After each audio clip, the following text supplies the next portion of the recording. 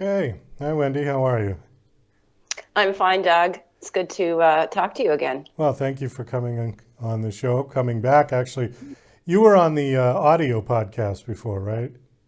I was a few That months ago. a few months ago. Okay. And this time you're back. You've got a new book out called Lure, Jesse and Hawk. And you told me before we got on that this was 30 years in the making. Yeah, it's a kind of an interesting story.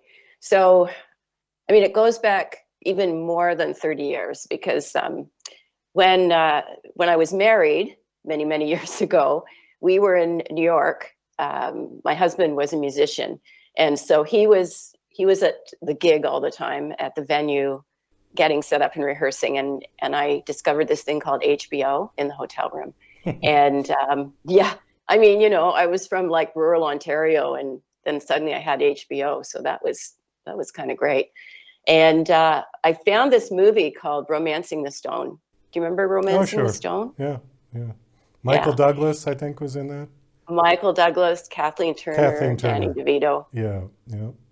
And I think in that weekend we were in New York, I probably called up that movie about 5 times. I just fell in love with that movie, and I decided right about then that I wanted to be a romance novelist, because if you remember, that's what the story is about. Is Kathleen Turner is a romance novelist, and then all this stuff happens, and it's a big action adventure. And so I went home and I wrote this novel 30 years ago, and at the same time I was in a position where I was actually breaking up with my ex, and so I was starting a new degree in Indigenous Studies at Trent University, and getting all this new information and just growing in all these different ways. And anyway, I wrote this whole novel, and then I just packed it up in brown paper. And you know how we used to send it to ourselves in the old days. That's how you copyrighted it. Oh, So you would, okay. yeah, you would mail it, and then the postmark, if anybody ever said, "Oh no, that was my novel," you could pull out this parcel and say, "No, no, this is my novel. Look, I can open it now. It's all here." And there's a postmark on it saying when I wrote it. So I had this novel, and then I never did anything with it. I just held on to it. And then a couple of years ago, I was doing a Marie Kondo thing because I was moving and going through and getting rid of things. And I pulled out this, all wrapped in butcher paper novel. And I thought, wow, I should probably read that and see what this is about. And it was really interesting because it turns out it was a romance, and it was a lot of action adventure. And I decided to rewrite it. So that's what happened.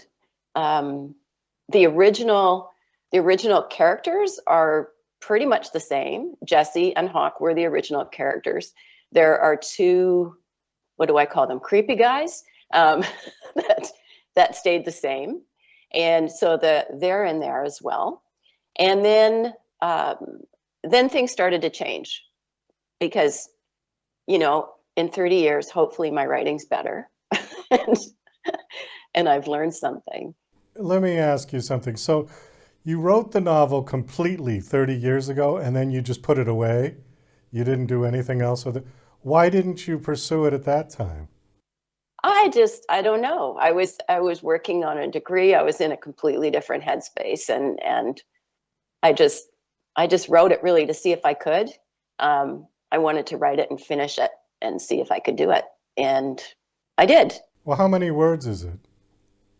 It's 72,000 words right now. Okay, and how much time did it take you to knock that out?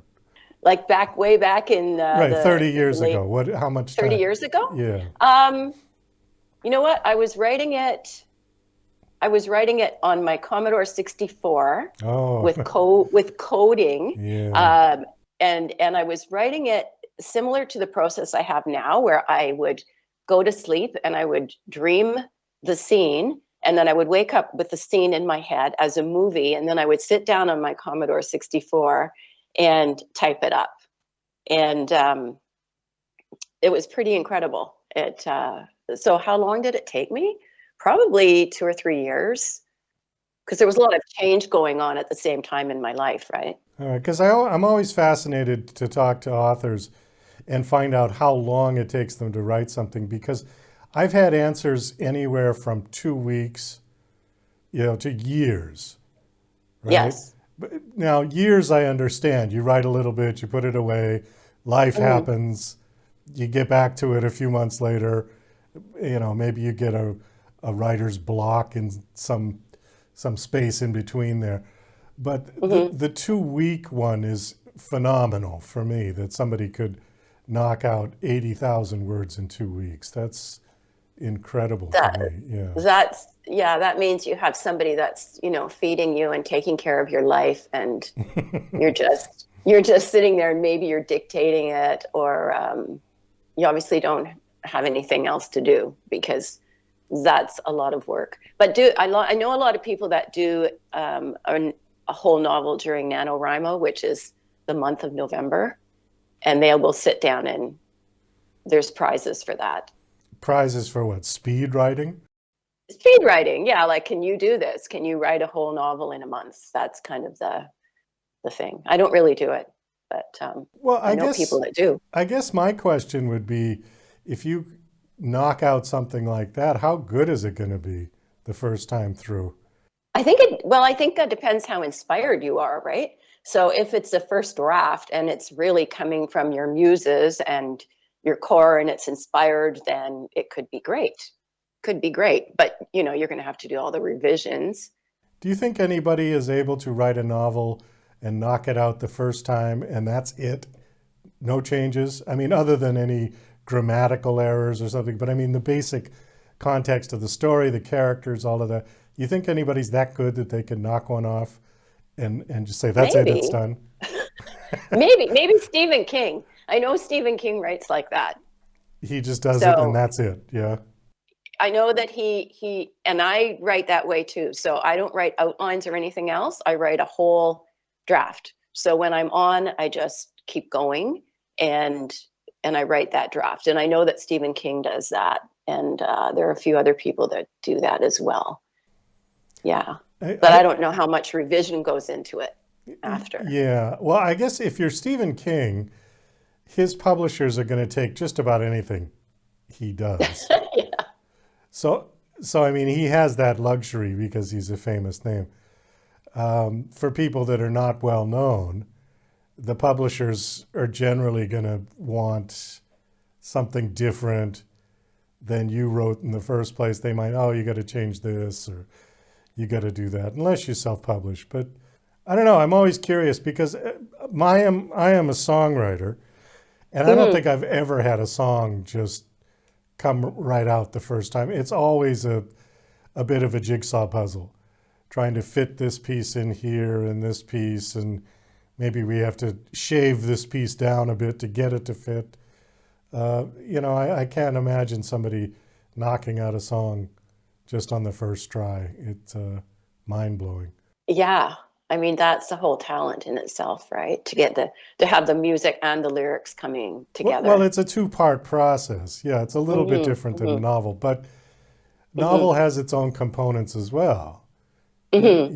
You've got to have characters that actually do something and resolve to some degree, right? Let me ask you something about improvement on your writing skills. When you first start out, a lot of authors have told me that the first thing they wrote was terrible. But as time went on, they honed their craft and they got better. What would be an example of terrible, and what would be an example of the improvement? So in other words, Yeah. the first thing you write, what was wrong with it? Hypothetically. Okay. So, Yeah. well, for this one in particular, I think I actually kept a lot of the writing from this one, um, a lot of the descriptive writing, because that seems to be a natural thing for me. So I'm not sure that my descriptive writing has improved, but certainly plotting and pacing and the what happens of it, the conflict, and all that kind of a stuff. I think I've improved in that. So when you say So yeah, plotting, you mean that the plot moved too quickly or too slowly? or there wasn't enough. I mean, for me, it's a romance.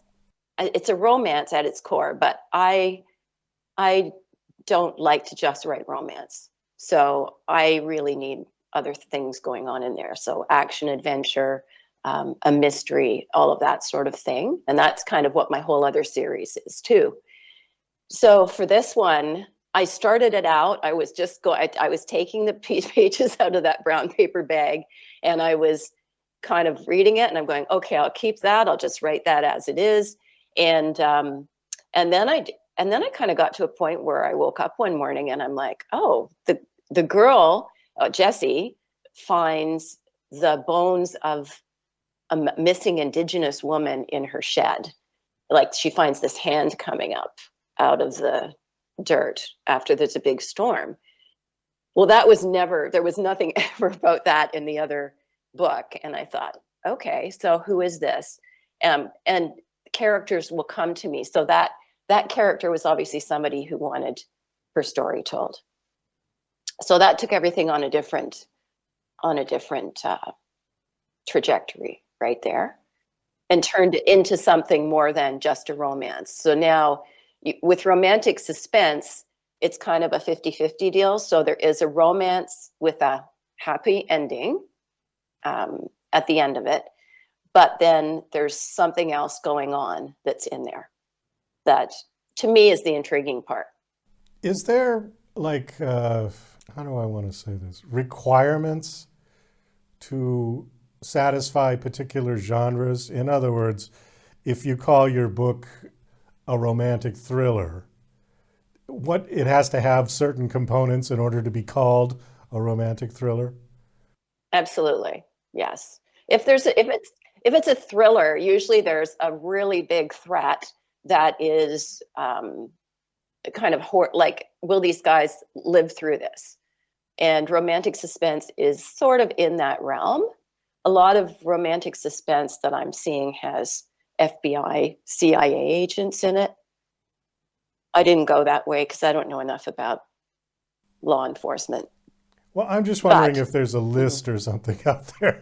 there absolutely Yeah. is. Okay. And because what happens is if you say something is something and then it's not there, readers will get mad at you. Right? Oh, okay.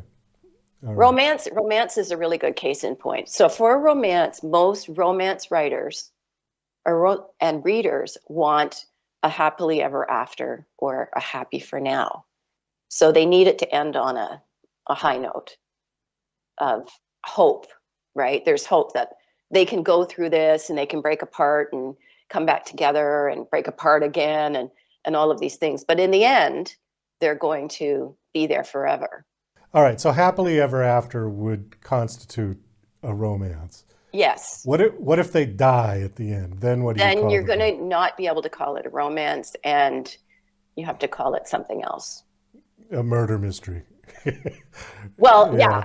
and that's kind of what happened with my first 4 books because it takes him in the Hollystone Mysteries. It takes him like I've written 4 of them now, and so far he hasn't really had a happily ever after.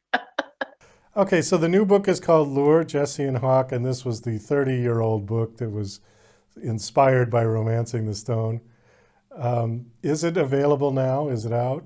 It's not. It's on pre-order on Amazon right now, and I'm getting ready to launch it just after Christmas, like February. Which, if you think about it, is really like only like 5 or 6 weeks.